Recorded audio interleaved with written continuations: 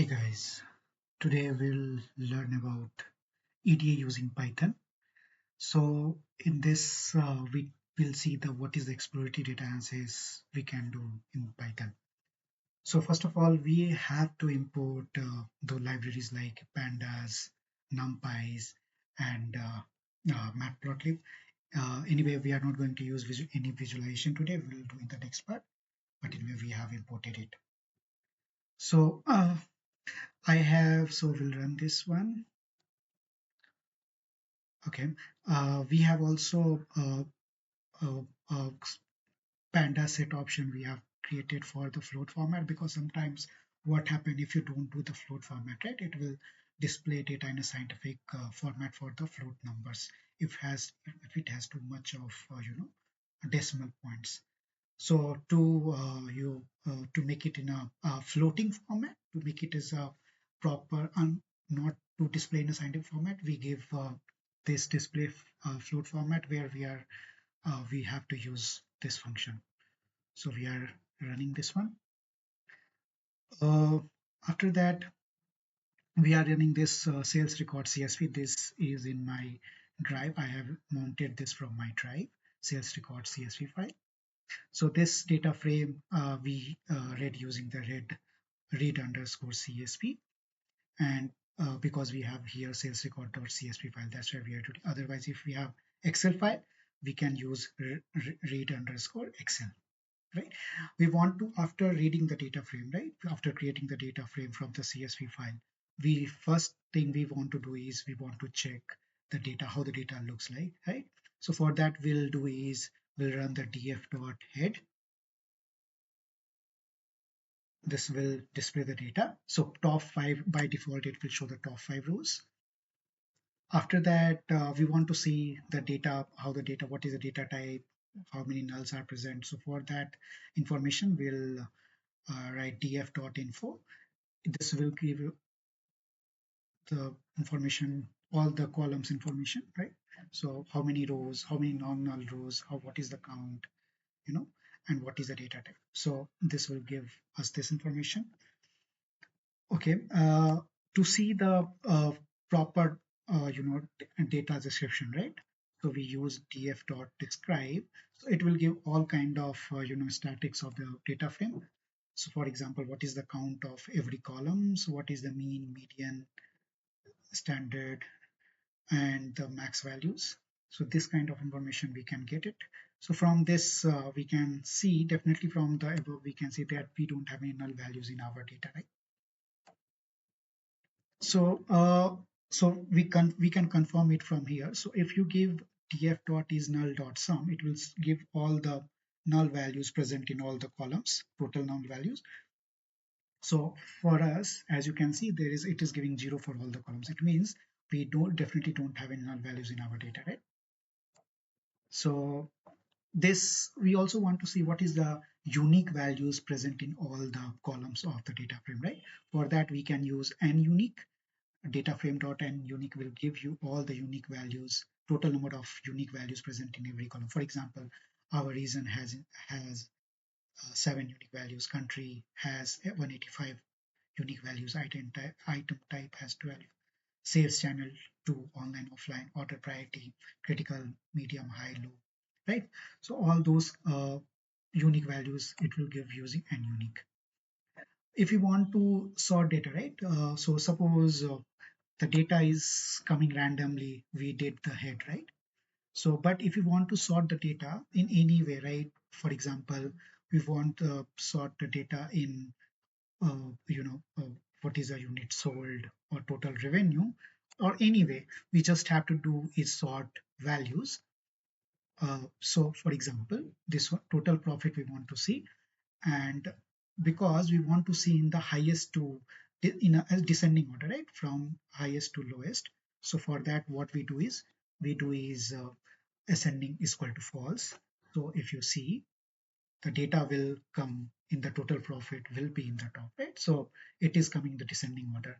If you just give remove ascending is equal to false, by default it will take the ascending is equal to true. So the data will come as in a random So basically it will come in the descending order where the lowest to highest, right? So we definitely don't want when we do the analysis, right? As you can see. For example, we want to create a kind of sub data frame, right? Subset of the data frame where we want to select particular conditions of data, right? For example, in our data, we want to just see the what is the order priority in our data, right? So we definitely know we have if we see what is the unique values present in our data, right? So we can do df under df column name is order priority and then dot uni,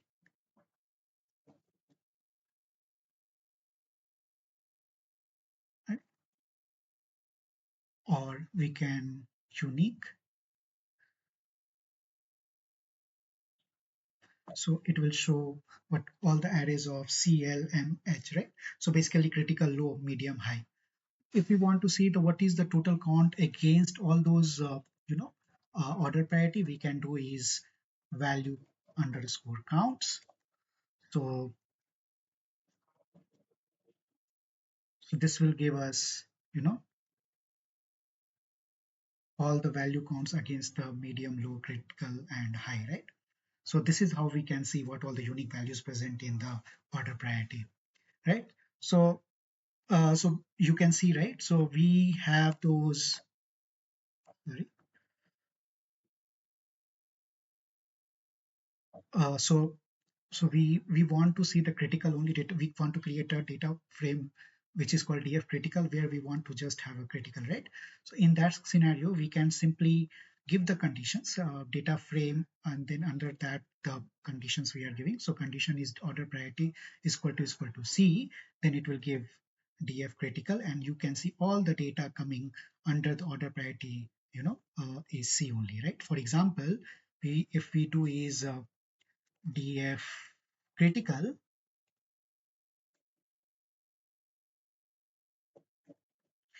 df critical and then df sorry and df critical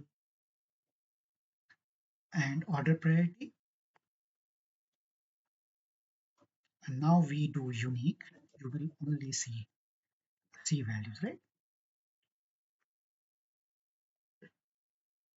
C only, right? But if you want to give more than one value, right, you can give you can use isin function which is taking the list in the list. So we can give isin and we have to give list of the values. So C and H, we are also considering critical is high as well. So we are giving C and H. Here, if you see the data will come C as well as H both, right? So in that case, if you see, if we do the, okay, sorry.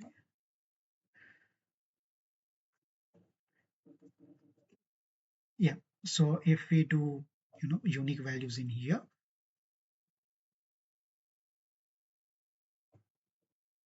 so you can see C and H both are coming, right? And as we have seen above, right, our order date were in the op, integer field, integer format or string format, right?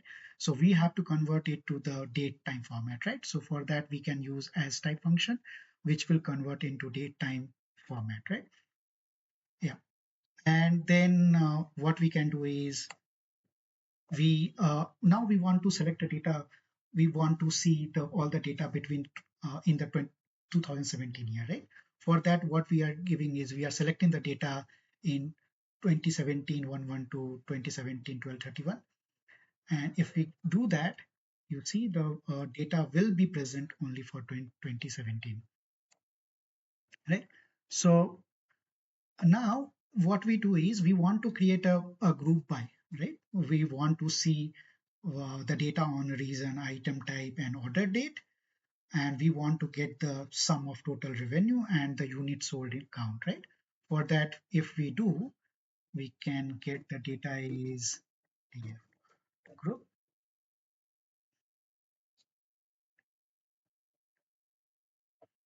So we got the data in a group by.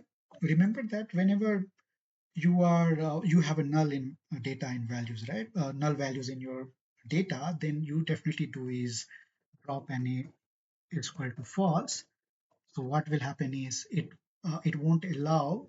So generally by default, group by will drop the count where the null value is present, right? So to get even though the values are count, sorry, even the values are null, you want to get the correct count, you should write drop n is equal to false, which won't drop any null values from the data, right? So that you can do. But you see this data is not very making giving us proper insight because data is not in a very kind of it is in a daily format. We want to convert into monthly, right? Then it will give a proper count, otherwise data will be too big to have a good insight. So to convert that, what we should do is we convert this order date into the monthly data, so that every date will come, for example 2021 0101 and 2010 0103, all will should give is 2010 01, right? So it will convert, all the date will be converted into monthly format, then we'll get the proper we should get the total revenue and the units sold based on the monthly basis, not the daily basis, right? So for that, what should we do is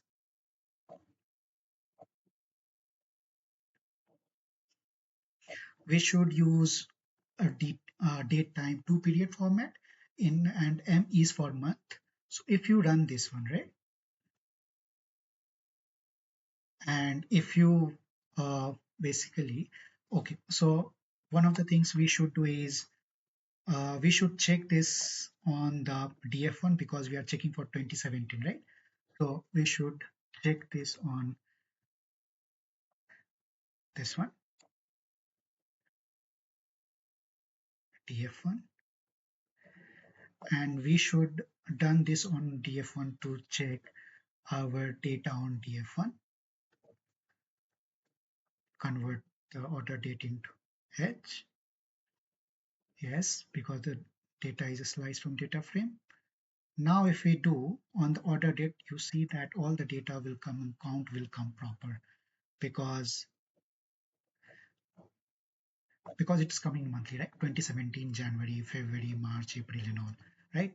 So it is now coming in a proper format, but still we are not seeing the what is the ascending order, descending order, right? For again, what should we do is here we should write dot sort values,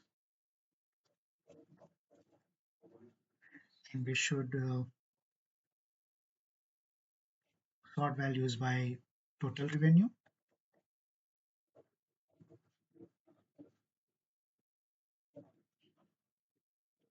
and units sold, right?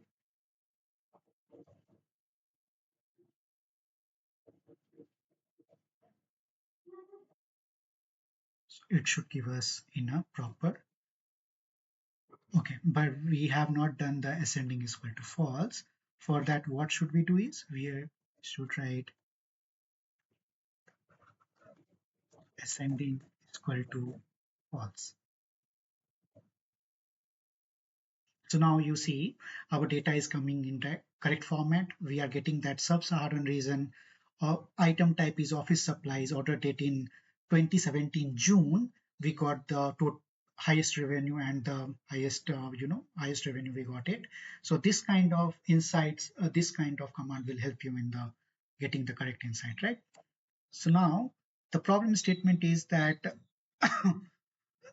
we want, this is a big number to display, right? So sometimes your client will ask you, can you convert into 1,000 or million? For that, what we can do is we can simply use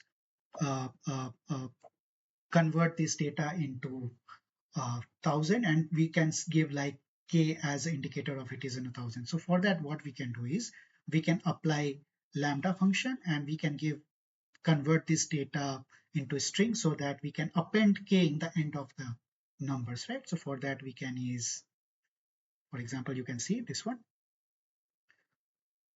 So all the numbers are converted into 1,000, right? So now whatever it was 120 120 million, right? It previously it was, now it is 120,000. So this is how you can convert into thousand as well. There is a one filter which we sometimes like statement in SQL. We have a contains statement where we can give what we want to check, what all, if in our item type, if we have any values which containing food or not, right? So if we select it, you will get the data, all the baby food. So baby food, you see in our item type, we have baby food, which having the string like food, right? So it will display all the data in a baby food. So sometimes what happens, it is in caps, it is in small letters. So for that, what you should do is you should in continuous statement, you should write case is equal to also. It won't consider case in that. Okay, that's all for today. Hope you liked the video. Please subscribe my channel. Thank you so much. We'll meet in the next video.